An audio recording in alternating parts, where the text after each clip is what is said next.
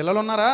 పిల్లలకు కూడా ఒక వయసు వచ్చిన తర్వాత పనులు చెప్పాలి మనం. మా బంగారమే, మా బాబే, మా బుజ్జే అన్నాం అనుకో, ఇంకా తర్వాత నీకు బుజ్జి గజ్జై కూర్చుంటాడు చచ్చూరుకుంటా. తర్వాత మా బంగారమే అన్నప్పుడు మీ బంగారాన్ని ఎవరు సానబెడతారు? నువ్వే సానబెట్టాలి. పిల్లల్ని వాళ్ళకి మన పనులు ఏంటో చెప్పాలి. ఒక్కోసారి ఒరే ఓడు తల్లి, అమ్మ ఊడు తల్లి, చిపురు తీసుకో తల్లి, ఇల్లు ఎలా ఓడ్చాలో నేర్పించాలి కూతురికి. మరి అంతే, తప్పదు. ఒకసారి ఎలా తోమాలి, ఒకసారి ఎలా ఉతకాలి, ఒకసారి ఎలా దులపాలి, ఇవన్నీ పిల్లలకి మనం చిన్నప్పటి నుంచి అలవాటు చేయకపోతే వాళ్ళు అనుకుంటారు మేము పెద్ద పిఠాపురం జమీందారులు అనుకుంటారు.